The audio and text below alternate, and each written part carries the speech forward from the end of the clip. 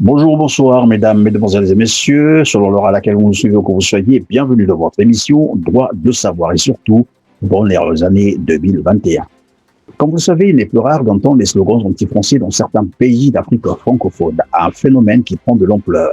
De son côté, Paris dénonce ce qu'il qualifie par le French bashing, ce sentiment anti-français ressenti à la plus haute sphère politique française au point où le président Emmanuel Macron s'est posé la question de savoir pourquoi tant de haine. Mais à qui pose-t-il cette question? Aux peuples africains ou aux puissances étrangères rivales, notamment la Turquie et la Russie qui depuis un certain temps font un clin d'œil à certains pays d'Afrique francophone. Des rapprochements qui ne sont pas du goût de la France, qui se voit ainsi évincée de son précaré africain. Vous avez probablement compris que l'Afrique est de plus en plus convoitée, simplement parce que le 21e siècle est africain. Voilà sur quoi repose notre entretien aujourd'hui, les nouveaux enjeux géostratégiques et géopolitiques en Afrique, le cas de la Centrafrique. Avec moi sur ce plateau, Maître Norbert Tricot. Il est avocat au barreau de Paris et conseil défense du général Jean-Marie Michel Mokoko, qui, vous le savez, est en prison pour 20 ans, accusé d'atteinte à la sûreté intérieure de l'État, selon la version de Brazzaville, alors que l'opinion congolaise et internationale savent que le général Jean-Marie Michel Mokoko est victime d'une intolérance politique, notamment pour avoir était candidat à l'élection présidentielle de 2016. Ça sera là le second sujet de notre entretien avec Maître Tricot. Bonjour, Maître. Bonjour.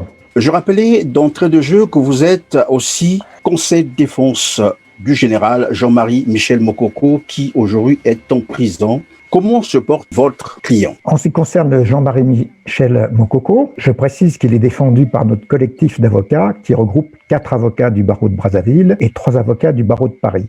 Notre client va mieux. Comme vous le savez, l'été dernier, il avait dû être exfiltré de la maison d'arrêt de Brazzaville pour pouvoir être soigné en Turquie. Il est revenu de Turquie, où il a eu des soins de qualité, parce que comme vous le savez malheureusement, au Congo-Brazzaville, depuis 40 ans de pouvoir Sassou Nguesso, il n'y a pas un seul hôpital en bon état. Tous les dirigeants du régime vont se soigner à l'étranger. Pour soigner le général Jean-Marie Michel Mokoko injustement emprisonné, il fallait effectivement aller le faire soigner hors du Congo-Brazzaville. Il a donc été soigné en Turquie, où il a eu de bons soins. Il est rentré à Brazzaville et il est actuellement à l'hôpital militaire de Brazzaville où il fait de la rééducation. Et mes confrères du barreau de Brazzaville lui rendent régulièrement visite pour s'assurer de son état de santé. Et le général Jean-Marie Michel Mokoko est en bien meilleure santé et il suit attentivement la situation politique dans toute l'Afrique centrale et il reste au service du peuple congolais pour arriver à sa libération. Donc je confirme la détermination de notre client, le Jean-Marie Michel Mokoko, à porter sa contribution à l'alternance démocratique et pacifique au Congo-Brazzaville. Aussi curieux que paraît cette situation du général Jean-Marie Michel Mokoko, c'est que Paris a demandé à Denis Sassou Nguesso de libérer Jean-Marie Michel Mokoko. Je vais citer certainement la phrase Yves Le Drian, le ministre français des Affaires étrangères, qui dit « Je lui ai parlé de Monsieur Mokoko et d'autres personnes en lui disant qu'on attendait de sa part des actes. » Alors, vous avez parfaitement raison. Simplement, c'est une déclaration qui remonte à 2019, mois de septembre 2019, si je ne m'abuse. Et donc, depuis, effectivement, il n'y a pas eu d'acte. Et comme vous le soulignez fort justement, M. Perrin, dans votre introduction, il se trouve que depuis, le général putschiste Denis Sassou Nguesso, qui était revenu au pouvoir, comme vous le savez, en juin 1997, à la suite de son coup d'État contre le président légitimement élu Pascal Lissouba, depuis quelques années, a pris ses distances avec la France, et d'ailleurs entré en conflit avec la compagnie pétrolière française Total, et a noué des alliances avec d'autres pays, qui sont la Chine et la Turquie. C'est ce qui justifie la faiblesse, sinon le silence de l'Élysée, mais aussi de l'ONU qui avait également demandé la libération de Jean-Marie Michel Mokoko face à ce refus d'obtempérer de Brazzaville. Alors, c'est parfaitement exact.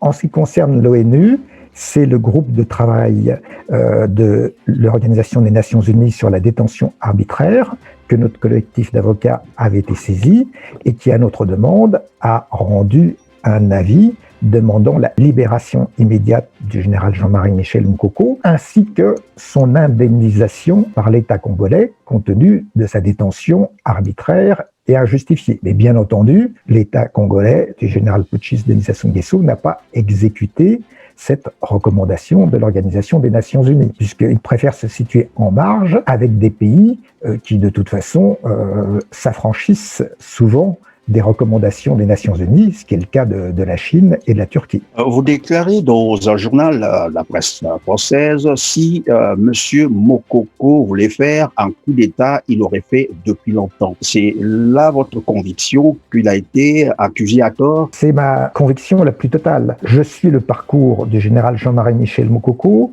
depuis, je dirais, le moment fort qui a été la période des années 90, notamment la grève générale de la Confédération des travailleurs congolais. Et à l'époque, le général Sassou Nguesso était malheureusement déjà chef de l'État. Le général Jean-Marie Michel Moukoko était chef d'état-major des armées.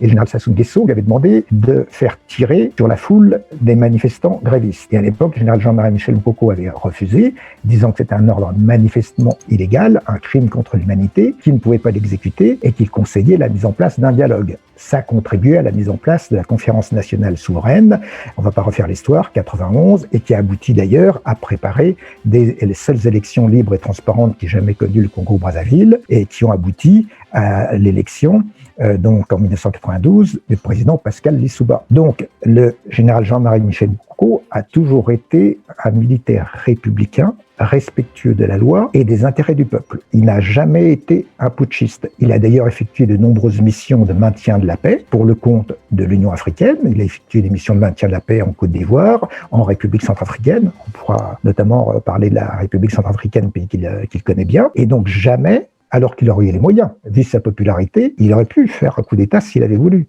Mais c'est contraire à ses convictions. Et d'ailleurs, on n'a jamais vu un militaire putschiste accepter de faire une campagne pour les élections présidentielles, en sachant qu'il a été empêché de faire campagne, parce que le premier jour de la campagne, j'ai été témoin, le 4 mars 2016, dès le premier jour, il a été interpellé par la police politique des GST, son domicile a été perquisitionné, on l'a retenu pendant une journée, et après on n'a pas cessé de vouloir l'empêcher de faire campagne électorale. En attendant le résultat des élections, il était assigné à résidence, son domicile était encerclé, les journalistes, dont certains de la presse internationale et certains de mes amis journalistes français, se sont même fait matraquer par les policiers, voler leur matériel quand ils voulaient lui rendre visite pour lui faire des interviews. Si c'était un putschiste, il aurait pris la fuite, il aurait pris le maquis, et il a organisé son coup d'État. Au contraire, dès le départ, il m'avait dit, et ça date du mois de février 2016, lorsqu'il s'est préparé à revenir de Bangui, où il est en mission pour l'Union africaine, à Brazzaville, pour sa déclaration officielle de campagne, et qu'il a été accueilli en étant caillassé par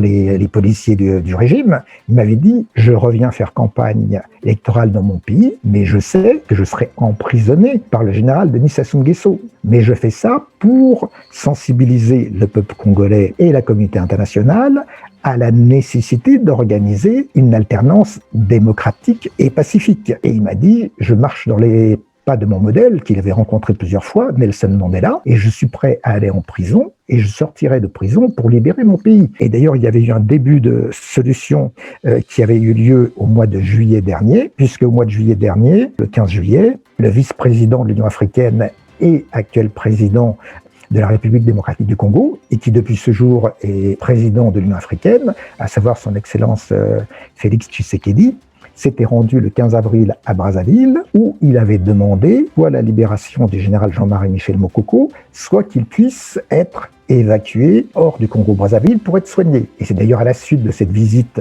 du président Félix Tshisekedi que le général Denis Sassou Nguesso avait reçu des membres de la famille du général Moukoko pour dire qu'il n'irait pas être soigné à Kinshasa ou dans un autre hôpital d'un pays africain, parce qu'il avait été proposé aussi Nairobi et d'autres hôpitaux. Et il avait dit qu'il ne voulait pas que ce soit en Afrique et que ça serait donc chez son allié turc. Et donc c'est pour ça que le général Jean-Marie Michel Moukoko avait été exfiltré en Turquie, parce que le général Denis Sassou Nguesso avait subi la pression de plusieurs de ses pairs africains sensibles au processus démocratique, comme le président Félix Tshisekedi, comme le président Joao Lourenço d'Angola, ou comme le président Uhuru Kenyatta du Kenya.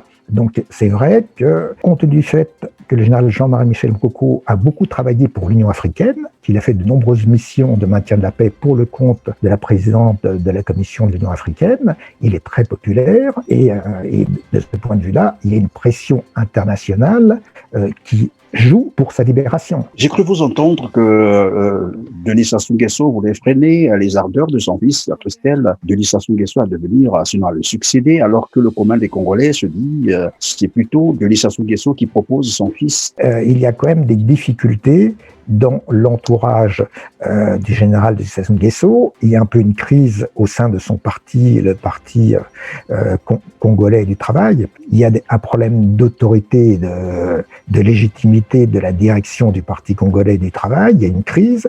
Vous avez un clan qui est le clan du chef des services secrets, l'amiral Jean-Dominique Okamba, qui lui aussi ses prétentions personnelles de succession, qui s'oppose au clan de Denis Christelle Sassou Nguesso. Et dans ces conditions, le général vieillissant, largement vieillissant, Denis Sassou Nguesso, a peur que tout son clan explose.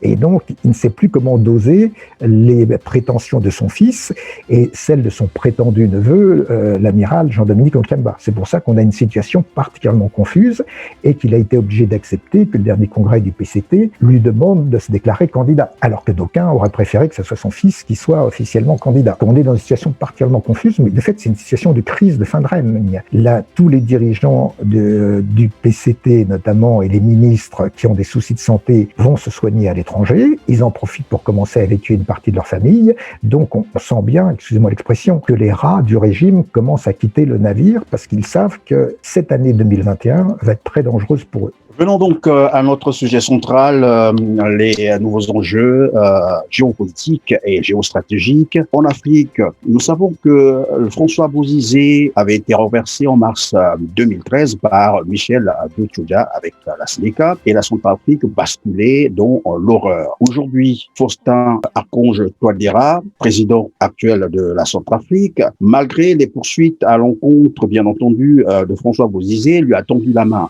Il est rentré donc à Bangui, mais curieusement, à une semaine de l'élection présidentielle qui a eu lieu, je crois, le 27, le gouvernement centrafricain a accusé François Bozizé de tentative de coup d'État. Et là donc, la France est citée comme la puissance qui tire les ficelles, mais aussi le Congo-Brazzaville et le Tchad. Est-ce la même perception que vous avez eue ou que vous avez maintenant? Alors, j'ai à peu près la même perception. Simplement, je dirais, au départ, le président Faustin Archange Touadéra a accusé le général ex-président putschiste François Bozizé, parce que je rappelle que François Bozizé est parvenu au pouvoir une première fois en mars 2003 en renversant Ange Félix Patassé, le seul président de la République centrafricaine à avoir été élu et réélu démocratiquement dans le cadre d'élections transparentes, apaisées et sécurisées, ce qui ne s'est plus jamais reproduit depuis. Donc le général putschiste François Bozizé, qui déjà à l'époque était soutenu par certains intérêts français, qui, comme vous l'avez expliqué, a été victime du coup de force de la Séléka en mars 2013, a été autorisé à revenir en République centrafricaine. Il a déposé sa candidature à l'élection présidentielle, mais c'est la Cour constitutionnelle qui a refusé sa candidature. Et effectivement, comme vous l'avez souligné, une coalition, soi-disant pour le changement de différents groupes rebelles, s'est constituée. Et là, le président Faustin n'a pas eu besoin d'accuser le général Bozizé, parce que c'est le général Bozizé qui a déclaré qu'il soutenait l'action de ces troupes rebelles. Et d'ailleurs, son fils a été tué lors d'une escarmouche au milieu des troupes rebelles. Donc le général Bozizé, exactement. Et le général François Bozizé a indiqué qu'il soutenait l'action de ces groupes rebelles et qu'il déniait toute légitimité à l'organisation d'élections et que son objectif, c'était d'empêcher la tenue des élections présidentielle et législative du 27 décembre dernier, donc en République centrafricaine. Et là, vous avez raison de le souligner, plusieurs fois, le général François Bozizé a été aperçu à Oyo, dans le fief du général putschiste congolais Denis Sassou Nguesso, et il a été reçu par le général Denis Sassou Nguesso. Donc, il existe, le juriste que je suis appelle des indices concordants et de fortes présomptions que, soutenu par Denis Sassou Nguesso, Bozizé a cru qu'il arriverait à emporter militairement la République centrafricaine. Et pour cela, effectivement, il s'appuie sur certains réseaux qui font partie de ce qui reste encore de ce qu'on appelait les réseaux de la France-Afrique, où il y a des intérêts économiques et politiques qui subsistent encore et qui continuent d'avoir une politique néocolonialiste, prédatrice, dans toute l'Afrique francophone.